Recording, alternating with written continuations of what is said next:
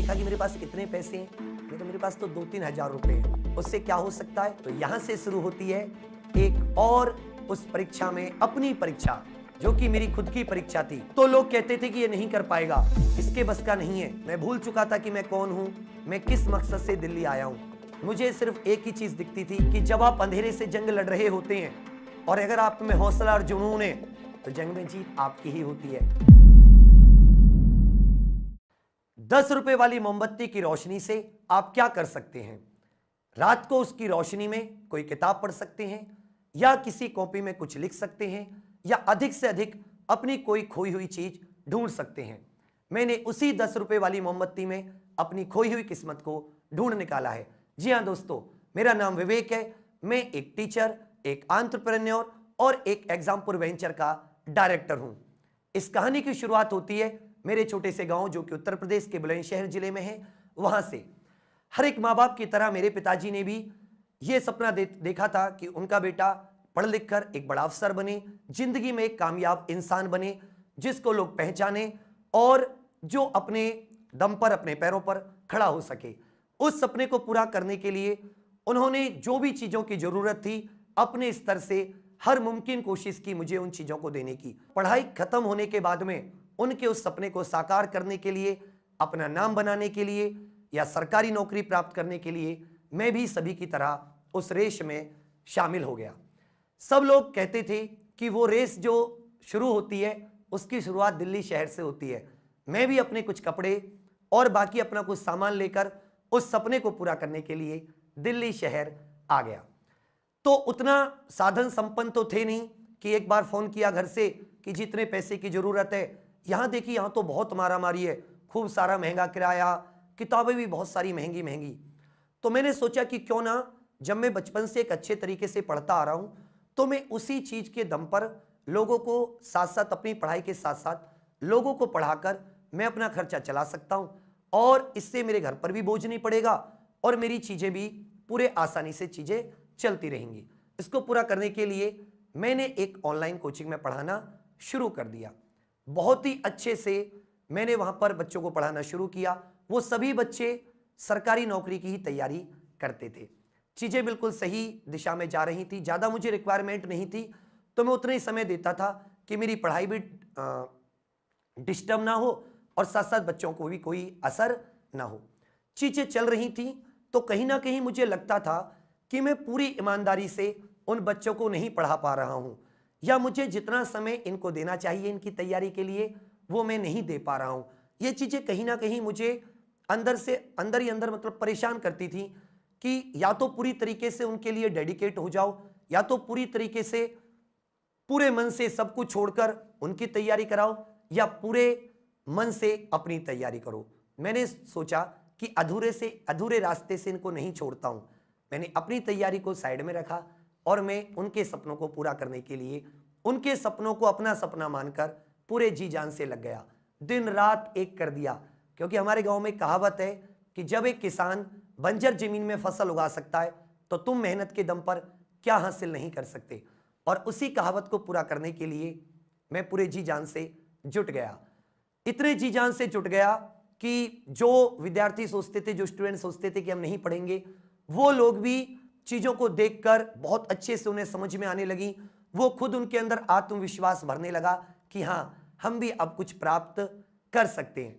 हमारे सपने और उनके सपने अब एक ही रास्ते पर थे और दोनों की मंजिल अब एक ही थी, उन्हें कामयाब बनाना। लेकिन कहते हैं ना कि जब आप कुछ बहुत ही अच्छा सोचने के लिए निकले हो, बहुत ही कुछ अच्छा करने के लिए, तो ऊपर वाला आपकी परीक्षा लेता है और परीक्षा लेने के लिए वो आपके सामने कुछ कठिन परिस्थितियां देता है। यदि आप उसमें सफल हो जाते हो, उन परिस्थितियों को पार पा जाते हो, तो वो आपको नेक्स्ट राउंड के लिए क्लियर कर देता है, और नहीं तो वो आपको वापस जहां से आए हो वहीं पर भेज देता है। ऐसा ही मेरे साथ हुआ। एक दिन मुझे पता चलता है कि अब उस इंस्टीट्यूट को मेरी जरूरत नहीं है। मेरे सामने एकदम सब कुछ ब्लैंक हो गया, अंधेरा सा हो गया, क्योंकि मैं अपने सब कुछ सपनों को त्याग चुका था। मैं भूल चुका था कि मैं कौन हूं, मैं किस मकसद से दिल्ली आया हूं। मुझे सिर्फ एक ही चीज दिखती थी, मेरे स्टूडेंट्स, मेरे स्टूडेंट्स, मेरे स्टूडेंट्स, उनके एग्जाम, उनके एग्जाम, उनके एग्जाम। अब दो ही मेरे पास रास्ते थे, या तो मैं जगह जगह फिर से उसी मेहनत करने के लिए कहूं कि आप मुझे अपने यहां पर रख लीजिए, मुझे अपने यहां पर मौका दीजिए, या फिर मैं अपने घर वापस लौट जाऊं। मैंने दूसरा रास्ता चुना। मैं बहुत ज्यादा डिस्टर्ब हो चुका था, सोचा घर पे कुछ दिन रहूंगा तो शायद कुछ चीजें और अच्छे या बेहतरीन हो पाए। घर पे पहुंचा तो दिमाग में वही सारी चीजें चलती रहती थी कि मेरे स्टूडेंट्स का एग्जाम आने वाला है, क्योंकि वो एग्जाम का समय था जिसके लिए मैंने इतनी मेहनत की है। किसी भी वजह से मैं उस चीज को उन्हें नहीं दे सकता तो ये उनके साथ बहुत बड़ा एक विश्वास तोड़ने जैसा होगा। मैं उसे नहीं तोड़ना चाहता था। मैंने देखा कि मेरे पास कितने पैसे हैं। मैंने कहा मेरे पास तो 2-3 हज़ार रुपए हैं, उससे क्या हो सकता है। तो मैंने सोचा इससे तो बहुत कुछ हो सकता है। इससे एक बोर्ड आ सकता है, इससे एक मार्कर आ सकता है, इससे और जो मुझे छोटी छोटी चीजें इंटरनेट आदि की रिक्वायरमेंट है वो पूरी हो सकती है। फोन मेरे पास था ही। तो यहां से शुरू होती है एक और उस परीक्षा में, अपनी परीक्षा जो कि मेरी खुद की परीक्षा थी, उसे पास करने की जंग। मार्कर आया, बोर्ड आया, फिर से वही पिच, फिर से वही मैदान, खिलाड़ी भी वही, गेम भी वही, और फिर से एक और सेंचुरी लगाने का जुनून स्टार्ट हो चुका था। लेकिन गांव में बहुत सारी समस्याएं आती हैं। कभी लाइट नहीं होती तो कभी इंटरनेट नहीं होता, कभी कुत्ते भौंकते हैं, कभी कोई और जानवर की आवाज आती है, कभी मोर की आवाज आने लगती है। इंटरनेट और जो लाइट की समस्या थी ये बहुत ज्यादा थी। एग्जाम बिल्कुल सर पे थे, बिल्कुल सब कुछ सही चल रहा था। एग्जाम सर पर थे, उनको भी निकालना था। दूसरी तरफ लाइट गांव में आ नहीं रही थी रेगुलर। तो मैंने क्या सोचा कि अब मैं कैसे करूंगा।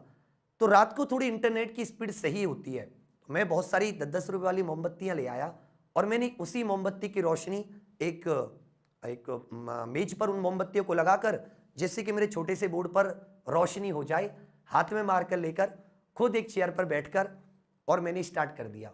बहुत ही शानदार रिजल्ट रहा। बहुत ही, कहते हैं ना कि जब आप अंधेरे से जंग लड़ रहे होते हैं और अगर आप में हौसला और जुनून है तो जंग में जीत आपकी ही होती है। बिल्कुल साक्षात मेरे साथ ऐसा ही हुआ है। मैंने वो जंग बहुत ही शानदार तरीके से लड़ी और बहुत ही शानदार तरीके से जीती भी। लेकिन अब एक जंग जीतने के बाद में स्टूडेंट्स का भरोसा और ज्यादा हो गया। उन्होंने कहा कि नहीं सर, अब और अपना हम लोग बड़ा कुछ बनाते हैं चीजों को। कहते ना कि आप एक दिशा में जा रहे थे, आपकी सोच अच्छी थी, तो आपके सामने रास्ते भी वैसे ही खुलते चले गए। मैंने फिर से उसी शहर को चुना जिस शहर ने अभी मुझे कुछ दिनों पहले वापस भेजा था। शुरुआत उसी शहर से करेंगे। एक बार फिर से उसी जोश, दुगने उत्साह के साथ फिर उसी शहर में वापस आए और फिर शुरुआत की। तो लोग कहते थे कि ये नहीं कर पाएगा, इसके बस का नहीं है। पर मैं कहता था कि मेरा हौसला मुझसे कहता था कि तू कर जाएगा, तो एक बार कोशिश तो कर। और इसी कोशिश को पूरा करने के लिए एक दिन हमने डिसाइड किया कि हम 12 घंटे की लगातार बिना रुके, बिना बैठे, खड़े होकर लगातार क्लास करेंगे। हम बताएंगे लोगों को कि अगर आपके सामने टीचर नहीं है तो भी आप पढ़ सकते हैं, तो भी आप जो वो सिखा रहा है उसे सीख सकते हैं। और उसी हौसले से हमने वो 12 घंटे की एक रिकॉर्ड YouTube पे बनाने की कोशिश की और बहुत ही शानदार तरीके से हम उसमें कामयाब हुए। और यहां से YouTube पर एक अलग ही क्रांति की शुरुआत होती है। ये जो मोमबत्ती की जंग थी, ये जो भरोसा था हमारा हमारे ऊपर, ये जो हमारा आत्मविश्वास था और हमारा जो कुछ कर गुजरने का इरादा था, आज उसी इरादे, हौसले के बल पर उसी शहर में, जिस शहर ने कभी धक्का दिया था, उसी शहर में एक बड़ा ऑफिस है, 100 से अधिक लोगों की एक टीम है और उस टीम को चलाने के लिए जितने भी साधन, रिसोर्सेज की आवश्यकता है, वो सारे के सारे रिसोर्सेज हैं। ये सब कुछ मुमकिन हो पाया है तो उसी मेहनत और उसी हौसले की वजह से। वही हौसला जिससे मैं मोमबत्ती की रोशनी में अपनी किस्मत ढूंढा करता था, वही हौसला जो बार बार गिरने के बावजूद मुझे उठने के लिए, दोगुने उत्साह से उठने के लिए मजबूर कर देता था, वही हौसला जिसने मुझे कभी टूटने नहीं दिया। तो एक बार मैं फिर से आपसे वही क्वेश्चन पूछूंगा कि एक मोमबत्ती से आप क्या कर सकते हैं। तो मैं तो सिर्फ एक ही चीज मैंने अपने संघर्ष से सीखी है कि हमारे अलावा हमारी कठिनाइयों को कोई दूर नहीं कर सकता। और जब भी ईश्वर को हमसे कुछ करवाना होता है, तो जैसे हम सरकारी नौकरी का कोई टेस्ट देते हैं और यदि हम उस टेस्ट में पास होते हैं तो वो सरकारी नौकरी, तो वो सरकारी काम करने का पद हमें मिलता है। वैसा ही जब ईश्वर हमें कुछ देना चाहता है तो हम उसके लायक हैं या नहीं हैं, तो वो हमारा एक टेस्ट लेता है। और वो हमारा टेस्ट लेता है हमें कुछ कठिनाइयों में डालकर। वो देखना चाहता है कि क्या उन कठिनाइयों से लड़ने का, उन कठिनाइयों से जीतने का, उन कठिनाइयों को ख़त्म करने का हमारे पास हौसला, जुनून, इरादा है या नहीं है। तो एक ही बात कहूँगा कि इरादा रखिए, एक दिन आप उन कठिनाइयों से जरूर जीत जाएंगे। थैंक यू, धन्यवाद।